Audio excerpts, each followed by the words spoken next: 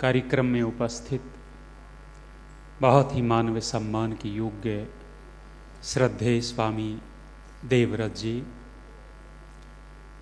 मंच पर उपस्थित आर्य समाज के बहुत ही सुयोग्य भजनोपदेशक पंडित कुलदीप आर्य जी,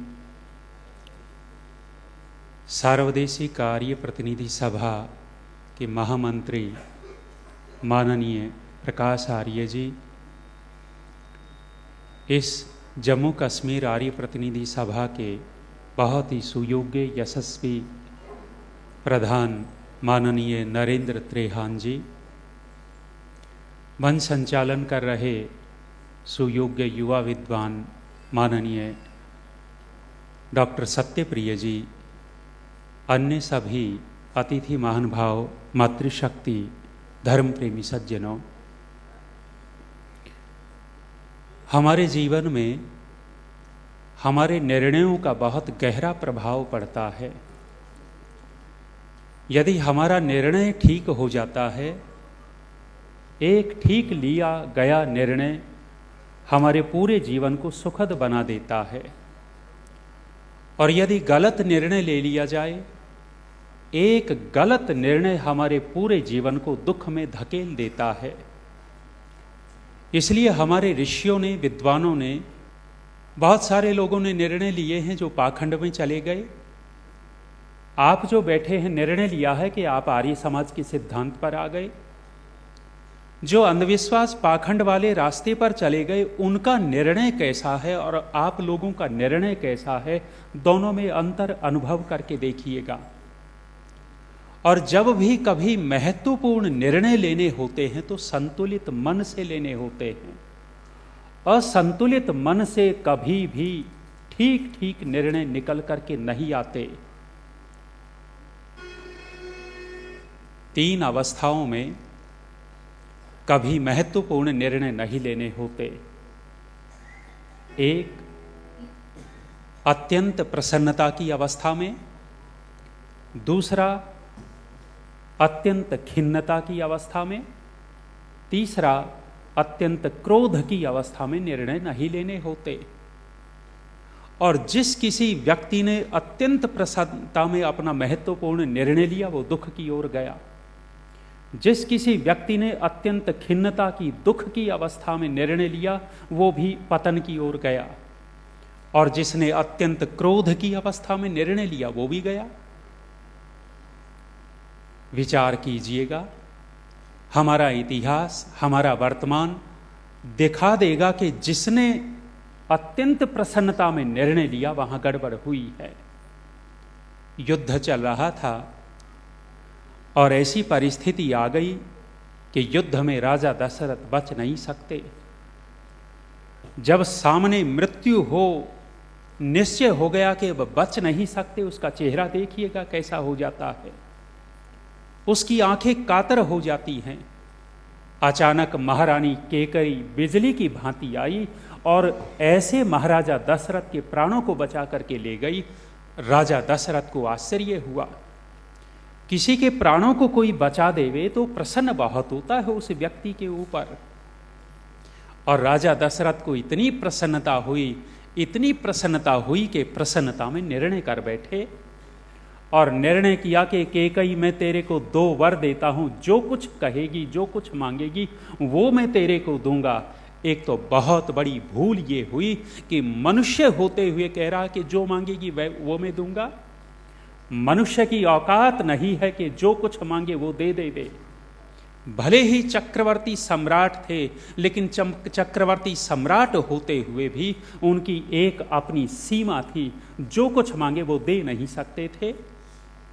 और ये जो निर्णय राजा दशरथ ने लिया था, ये निर्णय कौन सी स्थिति में लिया? अत्यंत प्रसन्नता की स्थिति में निर्णय ले गए। और ये जो निर्णय लिया, ये निर्णय उनके जीवन के लिए घातक सिद्ध हुआ या सुखद सिद्ध हुआ, विचार करके देखिएगा। दूसरा, जब हम निर्णय लेवें तो अत्यंत दुख और खिन्नता की स्थिति में भी निर्णय न लेवें। कई बार हमारे जीवन में संकट आते हैं और संकट आते हैं तो हम विचलित हो जाते हैं। एक बात का विचार कीजिएगा कि कोई चाहे संत महात्मा हो, चाहे साधारण गृहस्थी हो, कर्मों का फल तो दोनों को भोगना पड़ेगा। कर्मों के फल से नहीं बच सकते, और जब कर्म फल देने के लिए उन्मुख होते हैं उस समय हमारे ऊपर कोई न कोई समस्याएं, बाधाएं, दुख, संकट, क्लेश होते हैं, और उस समय निर्णय करने की स्थिति होती है। हम उस समय को किस तरह से व्यतीत करेंगे, किस तरह से काटेंगे। बहुत सारे लोग ऐसी स्थिति में विचलित होंगे, और विचलित होते हैं तो झाड़ फूंक वालों के पास चले जाते हैं। किसके जीवन में दुख नहीं आता, किसके जीवन में बाधाएं नहीं आती। लोग हमारे जैसों के पास भी आते हैं कि जी महाराज, काम बनते बनते बिगड़ जाते हैं, कमाते बहुत हैं लेकिन बचता कुछ भी नहीं है। किसके जीवन में नहीं होता ऐसा? सबके ही तो होता है। कुछ न कुछ ज्यादा कमाया, कुछ न कुछ खर्चा कर दिया आपने। व्यर्थ के खर्चे तो देखेंगे नहीं और कहेंगे जी खर्च हो जाता है। बनते बनते काम बिगड़ जाते हैं, घर में अशांति रहती है। ठीक ठाक व्यवहार करते हुए भी आपस में परिवार वाले लड़ते भिड़ते रहते हैं। क्या करें? बहुत सारे लोग ऐसी स्थिति में निर्णय करते हैं, झाड़ फूंक वाले के पास जाएंगे, ज्योतिषियों के पास जाएंगे, और वो निर्णय उनका ठीक होता है या गलत होता है। और एक जिसको सिद्धांत मिल गया है, वैदिक सिद्धांत, ऋषि दयानंद जी का सिद्धांत, आर्य समाज और वेद का सिद्धांत मिल गया, वो सोचता है कि अवश्यमेव भोक्तव्यम कृतम कर्म शुभाशुभम। जो ये कर्म मेरे पिछले थे वो फल भोगने के लिए उन्मुख हो गए हैं, इसको मुझे भोगना है, काटना है। वो समय आराम से व्यतीत कर सकता है। लेकिन अनेक बार व्यक्ति अत्यंत खिन्नता की स्थिति में निर्णय लेता है और उसका निर्णय गलत होता है।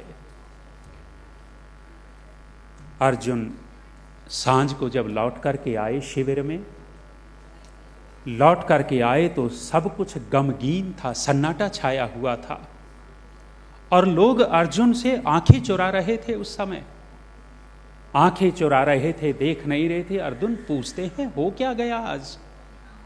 अंदर गए, अंदर भाई भी तो आंखें चुरा रहे हैं। और जब किसी ने संकेत किया कि आज 6-7 लोगों ने मिलकर के वीर अभिमन्यु का वध कर दिया, वीर अभिमन्यु के वध की सूचना पाकर के अर्जुन के मन की स्थिति क्या रही है? 10-11 दिन पहले ही तो गीता का उपदेश दिया था, ज्यादा दिन नहीं हुए थे।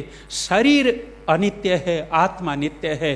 शरीर मरता है, आत्मा नहीं मरता। युद्ध कर, वो गीता का उपदेश उस दिन अर्जुन का धरा का धरा रह गया। गीता का उपदेश कोई काम नहीं आया, और उस समय अर्जुन इतना विचलित होता है, इतना खिन्न होता है। और जब सारी घटना पूछी कि हुआ क्या था, जयद्रथ ने अंदर नहीं जाने दिया। अब अर्जुन जयद्रथ पर टिकता है और विचलित मन से, अत्यंत खिन्न मन से निर्णय करता है कि अगले दिन सूर्यास्त से पहले यदि जयद्रथ का वध न कर दिया तो मैं स्वयं अग्निदाह कर लूंगा। ये जो निर्णय लिया अर्जुन ने, ये कौन सी स्थिति में निर्णय लिया? ये अत्यंत खिन्नता की स्थिति थी। और यदि श्री कृष्ण न होते तो अर्जुन 3 काल में भी अपनी प्रतिज्ञा पूरी नहीं कर सकते थे। ऐसी स्थिति में निर्णय लेवे तो संतुलित मन से निर्णय लिया जाता है। तीसरी स्थिति, तीसरा, जब हम अत्यंत क्रोध में हों, क्रोध की हालत में भी महत्वपूर्ण निर्णय न लेवे। हम आपस में करते ही ये हैं, जब 2 रहते हों इकट्ठा, परिवार में 4, 5, 10 लोग रहते हैं, छोटी मोटी बात में क्रोध आ जाता है, और छोटी सी बात में क्रोध आने के बाद निर्णय ले लेवे। हमने तो ऐसे ऐसे लोग देखे, पूरा करता हूं, ऐसे देखे, क्रोध में देवरानी जेठानी, और देवरानी ने कह दिया कि जा, तेरे घर में आज से पैर नहीं रखूंगी।